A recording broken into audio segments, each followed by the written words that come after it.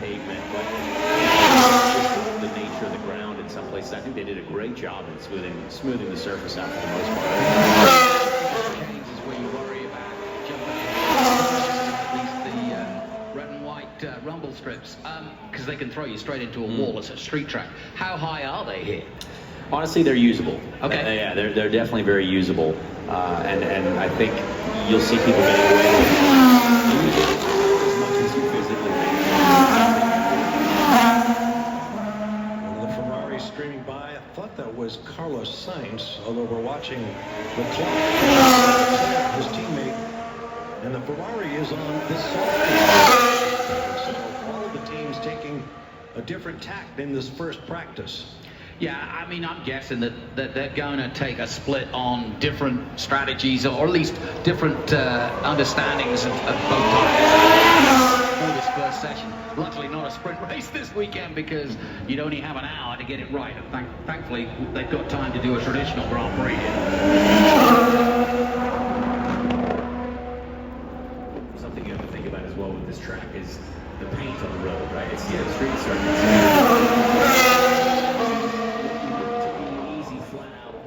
Full throttle, no lift. Sometimes that paint can be a little slippery, so you have to be careful these first few laps, because you don't want to get close to 200 miles an hour. It's slightly more slippery than you think. Certainly the feeling in Ferrari was that this could be something to them. We've compared it so far to Singapore, but that's just the lights. Closer comparison would be Monza and Silverstone, two of the fastest circuits, and you've been the one that's told me that this is going to be. Absolutely. I talked to Carlos Sainz just yesterday. Long time friend. We raced way back in the day. He's always honest with me, and he was optimistic. So I like to see that. You know, Ferrari has obviously had incredible pace in qualifying, and I like to see a little bit of this. You know, seeing what the toe is actually right now on the back straight by Lewis Hamilton. That's exactly what I was thinking. The aerodynamic nose to tail can go quicker than a single. As we see the 7-time world champion Sir Lewis Hamilton on the softest Pirellis on his Mercedes. That also helped the team gear. Did they miss the gearing? Were they able to nail it? You know, that'll be super helpful for them as well. One thing I've noticed all season, and obviously it goes right into. Go ahead. Well, I'm just watching Lance Stroll there, who was pulling off his in this all-important first practice session. The team's going to work taking the car apart. No, that is not good news. Yeah, that's a few races ago, but Aston Martin, well, it was Austin, I think, the weekend. And it was Lance Stroll who was stuck out and missed the first practice. Now, that was a sprint race weekend, so it really put them on the back foot, and they did come good, actually, towards the end. Set up differently. We spoke to him, and he said he looked at the drivers and said they on what kind of car they wanted, and one went one way, the other went the other. So we'll see.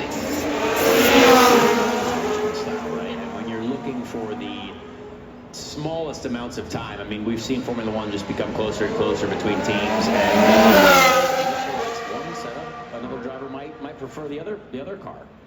Now, what's happened to the birthday boy this week? Oops, using the curves. But that looked like he was doing that purposely to see just how much purchase he could get. And you listen to it, you could hear on the onboard, you hear it hitting the floor. That's the issue with the curve, is you try to take as much of it until it fully destabilizes the platform and takes the car off the ground, essentially. These cars are incredibly stiffly sprung, and they need to be flying straight and level for the aerodynamics to work. Is that Leclerc's Ferrari? Oh, come on. It's Brazil all over again, and it's red flagged immediately. Meaning all the cars will head to the pits. Well, he's got the dice on it, but it's rolled the wrong way. It's less than ideal. No. Looks a little smoky. So let's kind of what's the procedure here? I get obviously you've got to come in, but you don't know. I don't think it's going to take long, because well, you say that, but you say that, there's no way to get him out of there. Get the tow truck out. Yeah, there you go. No, You can pull it back. But boy, they certainly don't want to be parked there for the duration. Oh,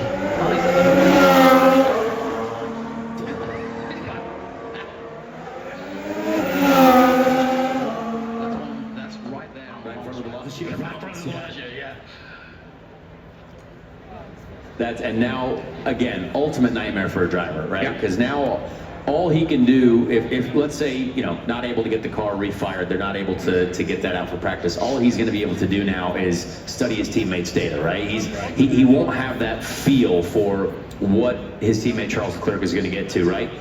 All he can look at is, all right, well, it looks like I can go this fast, but until you feel it as a driver, it's tough to get to that pace, right out the gate if you get a little bit off pace here in the session.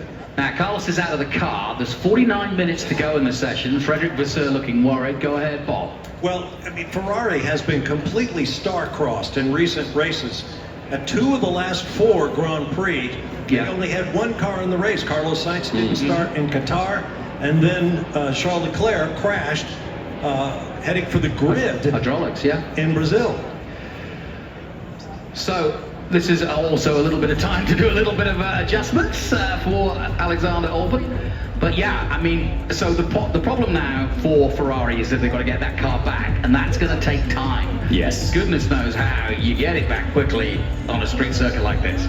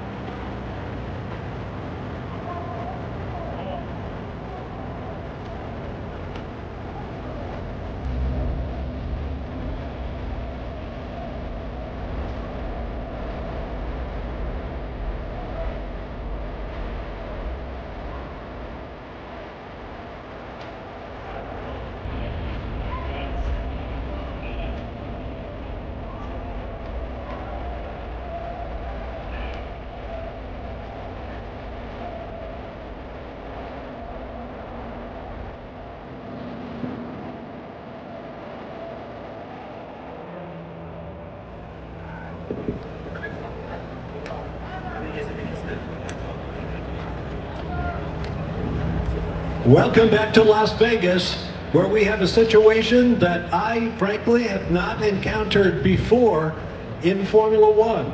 We watched as the Ferrari of Carlos Sainz pulled to a stop just at the top of the Las Vegas Strip straightaway. There you see the car being taken behind the wall. And at the top of the screens, you can see that the stewards have declared the practice session will not be resumed. With some 40 minutes and change remaining in the session, frankly, Jonathan, I'm at a loss as to explain why, with what appears to be a perfectly ready-to-go racetrack, they don't want to send the cars back out. Well, I think we need to make one thing clear, that three or four things have happened. You can see Vassar's face is just disconsolate. But obviously, this is not the reason why we have stopped the entire session because of Carlos Sainz's incident. Although that was, it looked to me, Connor, like a complete blow. The only thing that I can really think of, the engine looked like it was a rapid unscheduled disassembly. I don't know what that's the official word on that, but you saw a few sparks on that back straight, right? Like I don't know if drivers maybe report that, hey, these bumps are too aggressive at that speed. I don't know. I mean, usually you could be able to raise the ride height, right? But maybe there's something with the track that says, hey, you know what, we need to get a grinder out, we need to do something and just kind of make it smoother in certain locations. That's the only thing that I can think of, because I guess there has to be something that is a detrimental safety issue, and obviously safety is most important. Well, as you can see, the faces of the drivers look very... All right, the first indication we've gotten for this stoppage is track repairs. Something about the racetrack. Well, that goes to what Connor just said then, doesn't it? Could be. You heard George Russell say that, grip levels are low. We knew that going in. Well, yeah. This has got to be something to do, I think, like you said, with sparks, or something that is making it unsafe to drive. Yeah, and sadly, you just can't possibly know that until you put race cars up on the track. And I think they've done a great job in preparing this whole circuit. I mean, there was no delay in getting the cars on track, which is super impressive for a new, totally new street circuit. But hopefully they can get this sorted out here pretty soon. Fear and loathing in Las Vegas. But yeah, I mean, what about all the boffins back in England? In Milton Keynes or in Maranello in Italy? Now they've got nothing to work with, absolutely nothing. 9 minutes is all. Robert Schwartzman watching on, the test driver and reserve driver. Some not getting a lap. Stroll also out of the car. You spotted that, Bob. How bizarre. We saw Christian Horner, team principal at Red Bull, speaking with Frederick Vasseur of Ferrari. And I'm wondering if Horner was asking Fred, what did Carlos tell you about that equipment failure? Gunther Steiner in the Haas pit. On a lighter note, the Haas team has a very clever spin on the weekend. Signs in their hospitality unit say, welcome to Haas Vegas. They had great t-shirts on coming into the track this morning. I loved them. Great Las Vegas Haas t-shirts. I do like the fact that Gunther Steiner is a good example, totally embracing it. He was in the promo with cards and, all the rest of it. It's typical Gunther style. Well, the mystery continues. We do have another practice coming up in a couple of hours, and we certainly hope to get that in its entirety. But we're done for now here at the inaugural Formula One Heineken Silver Las Vegas Grand Prix. So stand by, more on-track action scheduled.